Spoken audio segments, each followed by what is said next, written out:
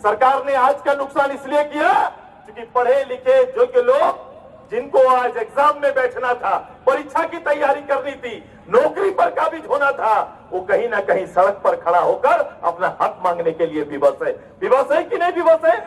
और जब वो हक मांगने आए तो यही सरकार लाठी दिखाने का काम कर रही है, माथा फोड़ने का काम कर रही है। कर रही है कि नहीं? पुराना सारा फॉर्मूला खत्म, 60-40 का फॉर्मूला आया है। सरकार के मुख्यमंत्री कभी भी किसी जगह पर खड़ा होकर उन्होंने कभी ये बोला कि ये 60 क्या है, 40 क्या है, कभी बताया? कभी सुना है? कभी नहीं बताया। और उन्होंने ही घोषणा किया कि इस प्रदेश के सरकारी नहीं गैर सरकारी संस्थानों में भी 75% रिजर्वेशन देने का काम करेंगे। मतलब जो गैर सरकारी संस्था है वहां भी 75%। बोला 1932 लागू करेंगे, ये 2023 लागू कर दिया। लागू किया कि नहीं? 32, मुझे लगा 1932 लागू कर। ये लर्निंग स्कूल नहीं है, ये राज्य की राजनीति के लिए बड़ा चिंता का विषय है। इस राज्य के अंदर सामाजिक, आर्थिक और राजनीतिक क्षति हुआ है प्रदेश का। इस दुर्गति के लिए कोई और दूसरा नहीं, ये सरकार और सरकार में बैठे लोग जिम्मेदार हैं। ये जवाबदेही हमारी बड़ी है कि राज्य के लोकतंत्र को स्थापित करने का अधिकार, यहाँ के लोगों को हक अधिकार दिलाने का केवल और केवल काम अब राज्य की जनता कर सकती है, ये सरकार नहीं कर सकती है। ये सरकार के इर्द गिर्द की स्थिति तो देखो। सरकार कह रही है कि मैं आदिवासी हूं, इसलिए मुझे तंग किया जा रहा है।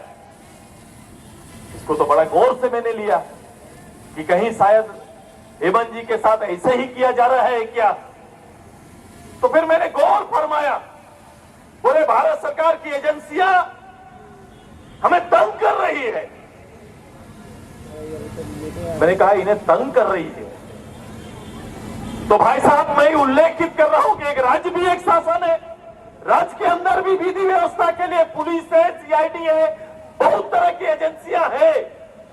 मैं खोल के देखा 3.5 साल में, आप पूरे राज्य की जनता देख लो, सारे अखबार पलट लो तो आप उसमें देखेंगे एक भी पदाधिकारी को, एक भी कर्मचारी को किसी स्तर पर भ्रष्टाचार के मामले में 3.5 साल में इस सरकार ने एक सजा कहीं पर दिया है तो आप खोल के देख लीजिए।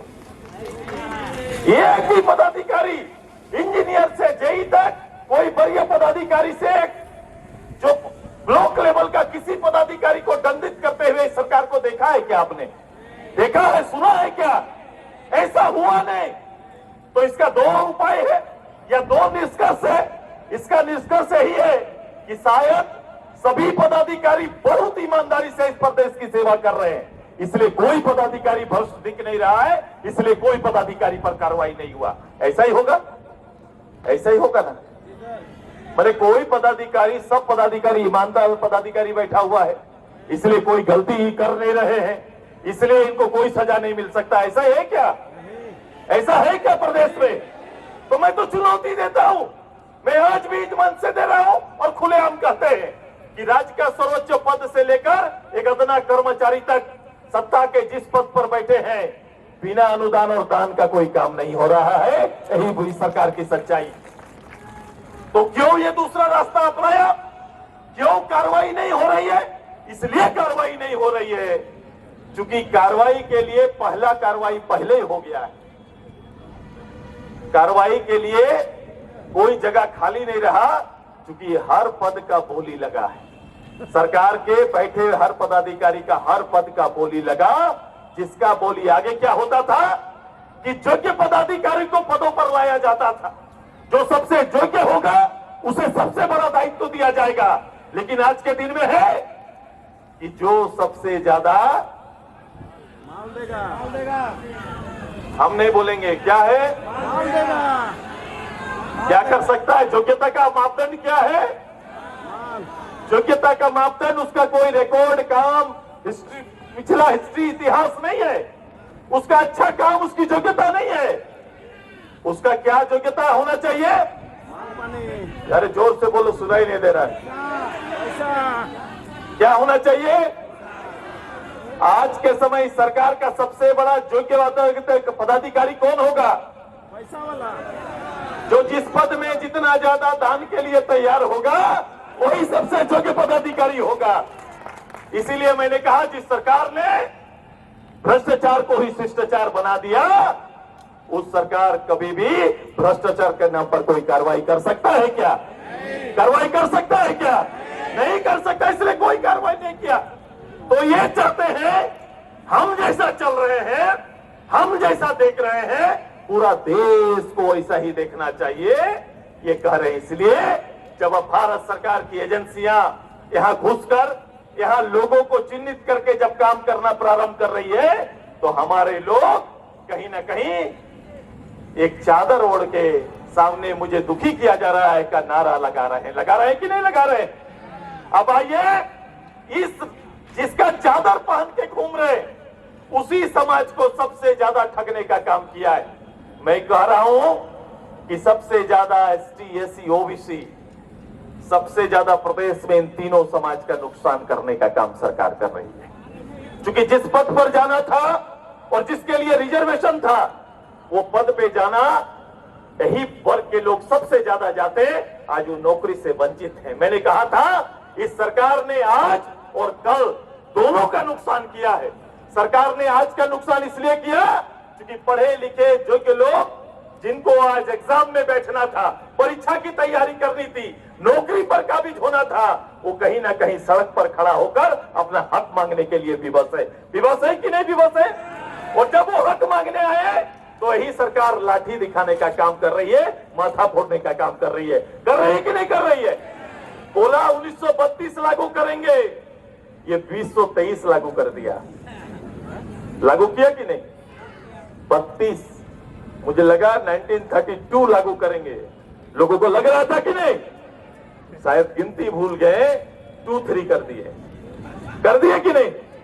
2-3 कर दिए, साल बदल दिए, नया फॉर्मूला आया है। पुराना सारा फॉर्मूला खत्म, 60-40 का फॉर्मूला आया है। सरकार के मुख्यमंत्री कभी भी किसी जगह पर खड़ा होकर उन्होंने कभी ये बोला कि ये 60 क्या है, 40 क्या है, कभी बताया? कभी सुना है? कभी नहीं बताया। और उन्होंने ही घोषणा किया कि इस प्रदेश के सरकारी नहीं गैर सरकारी संस्थानों में भी 75% रिजर्वेशन देने का काम करेंगे। मतलब जो गैर सरकारी संस्था है वहां भी 75% स्थानीय को जगह देने का काम करेंगे। बताओ, स्थानीय को जगह देंगे। जो सरकार स्थानीय तय नहीं किया है वो स्थानीय को वहां जगह देगा। ये मैं कल बोल रहा था किसी को, मैं बोला ये किस तरह का लग रहा है, ये बात किस तरह का लग रहा है? देखो कल अखबार में आया, अभी इधर मैं देख रहा था कि सरकार एम्बुलेंस 5 लाख क्या एम्बुलेंस? रोड एम्बुलेंस नहीं, एयर एम्बुलेंस।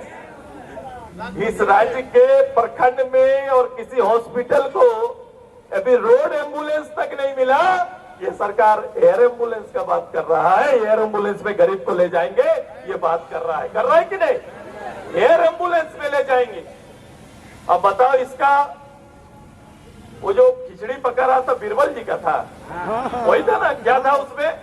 खजूर के पेड़ के ऊपर हंडी लगा के नीचे आगे जला के बोल रहा था मेरा खाना पक रहा है। इस प्रदेश को उसी रूप से दिखा रहे हैं, वही ना दिखा रहे हैं? ये बीरबल का खिचड़ी पका रहे हैं। ये बीरबल का खिचड़ी पकाने की तैयारी मुख्यमंत्री जी कर रहे हैं और हम लोग आश्वस्त किनारे बैठे हैं। जनता को खिचड़ी पकेगा और आपको खिलाएंगे, यही सरकार आश्वासन देने का काम कर रही है कि नहीं? ये स्थिति है, ये राज्य का हालत है, ये राज्य का पूरे प्रदेश का इस हालत को कहीं ना कहीं इससे निकलने की तैयारी इस प्रदेश की जनता को करना पड़ेगा और इसके लिए आजसू पार्टी को तैयार रहना पड़ेगा। ये दायित्व आपका है, ये दायित्व हमारा है। ये पद यात्रा लोगों को जगाने और आह्वान करने के लिए, इस प्रदेश के 3 करोड़ जनता को उसके हक अधिकार के लिए फिर से नए उल गुलाम के तैयार करने के लिए आज का ये कार्यक्रम हम लोगों ने रखा है। तैयार है कि नहीं? तैयार है ना सभी लोग? देखो हमने इस कार्यक्रम को सामाजिक न्याय कार्यक्रम रखा। सामाजिक न्याय कार्यक्रम में देखो कहां ठगे गए हम। सरकार ने कहा कि मैं आदिवासियों का आरक्षण बढ़ाएंगे, बोला 26 से 28 कर देंगे, शेड्यूल कास्ट को 14 कर देंगे 10 से, बैकवर्ड का 14 है तो मैं 27 ले जाऊंगा। मैं बोला कि ये गवर्नर है, ये भारत के अंदर शक्ति किसी एक व्यक्ति पर निहित नहीं है। संचालन पदाधिकारी चुने जाते हैं, राज्यपाल की ताकत से चलने वाला संचालन पदाधिकारी मुख्यमंत्री जी होते हैं। कभी कभी सरकार में बैठे व्यक्ति, मैंने कहा कि कोई व्यक्ति सीखने आया है, इसीलिए मैं कह रहा हूं बैठे व्यक्ति को इस बात का शुद्धि होना चाहिए, जानकारी होना है कि मैं जो बोलूंगा वो कानून नहीं बन सकता। सरकार के अधीनस्थ लोग आपकी बात के अनुसार वो कागज बना सकते हैं, लिख सकते हैं, कोई अच्छे अधिकारी होंगे तो राय भी डाल देंगे।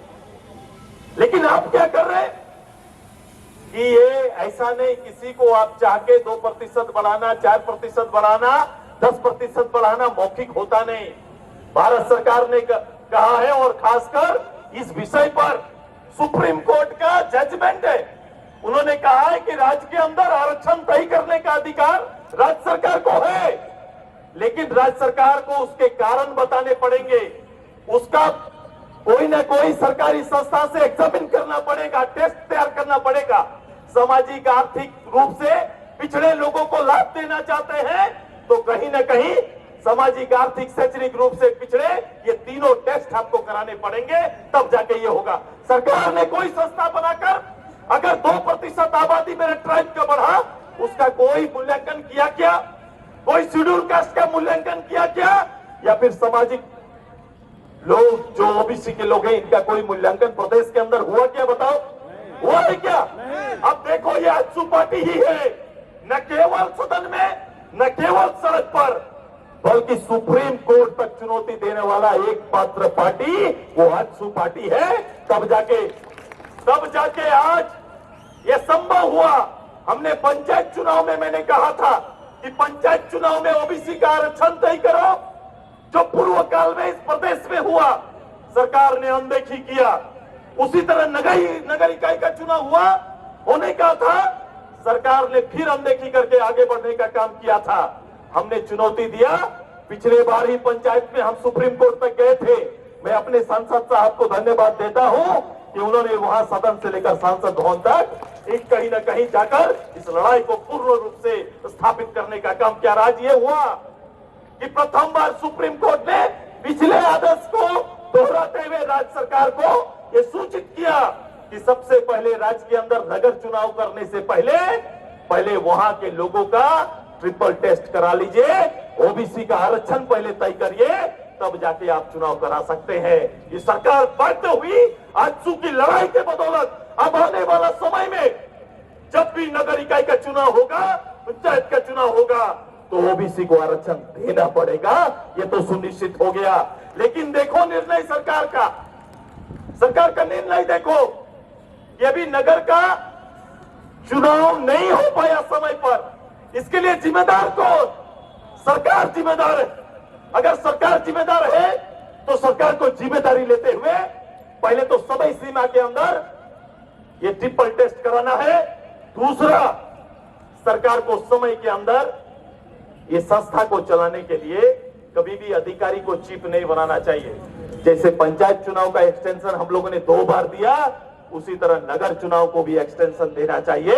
वहां बैठे लोग जब तक चुनाव अगला सरकार का कार्यवाही सरकार की कमेटी पूरा ना करे, तब तक कहीं ना कहीं शासन में बैठे लोगों से नहीं बल्कि जनप्रतिनिधियों के माध्यम से हमारा निगम का काम चलते रहना चाहिए। ये सरकार को निर्णय लेना चाहिए। लेकिन सरकार ने ऐसा नहीं किया। सरकार ऐसा नहीं कर रही है क्योंकि ये सरकार को लोगों का भाव मोल पता नहीं। सरकार की कोई जवाबदेही नहीं, किसी स्तर पर इस प्रदेश में आपके लिए सोचने वाला नहीं।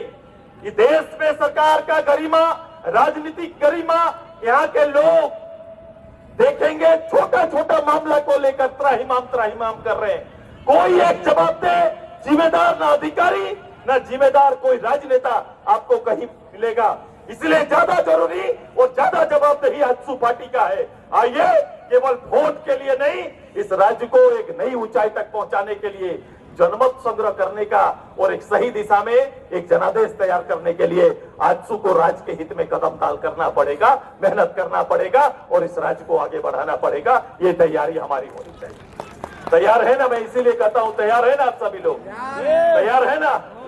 ये लड़ाई को, राज्य को नई दिशा देना है तो मैदान में रहना पड़ेगा, वरना वोट के सौदागर इंकिर जी ठीक बोल रहे थे। चूंकि राजनीति को आज प्रबंधन से लोग चलाते हैं, आजसू चाहती है कि राजनीति विचारों से चले, प्रबंधन से नहीं, विचार से चलना चाहिए। और इसीलिए इस सरकार का दोनों चीज खराब है। इस सरकार की प्रारंभ से ही नीयत खराब थी, इसलिए कोई नीति भी ठीक नहीं बनता है। जिसका नियत खराब होगा उसका नीति अच्छा बनेगा क्या? बनेगा क्या? तो सरकार की नियत खराब, इसलिए नीति भी खराब है। आइए हम लोग सब मिलकर एक बड़े उलगुलान की तैयारी करेंगे। ये लड़ाई यहां से लेकर जिला, जिला से लेकर पंचायत चौपाल तक जाएगा। आने वाला 20 महीना ये हेमंत सोरेन को चुप बैठने नहीं देंगे। यही इनकलाब और उलगुलान के लिए हम लोग सब आए। तैयार है ना? 20 महीना बचा हुआ है सरकार का शेष और हमारा समर का भी शेष 20 महीना बचा हुआ है। तैयार है ना? तब तो इतनी चलती धूप में कोई राजनीतिक दल कार्यक्रम करना नहीं चाहता है। मुझे कई लोग कह रहे थे कि कार्यक्रम नहीं चल रहा है। मैं बोलो, सरकार आज के दिन में, यही सरकार पहले बात कर रही थी, सरकार का विकास सरकारी खंभों में नजर आता है। मैंने कहा सरकार का विकास कहाँ आता है? सरकारी खंभों में, इश्तेहार के रूप में नजर आ रहा है। इसके अलावा सरकार नहीं। सरकार मतलब हेमंत सोरेन और अपना परिवार समझते हैं। सरकार मतलब पब्लिक नहीं, सरकार मतलब हेमंत जी का विकास ही ये राज्य का विकास मानक बन चुका है। आइए इस मानक और मिथ्या को तोड़ने के लिए एक नए इनकलाब की तैयारी करेंगे। तैयार है सभी? चलो खड़े हो जाइए, आइए सब कोई। हमारा 7 सूत्री मांग है। इस राज्य में जातीय जनगणना होना चाहिए ना? इस राज्य में जातीय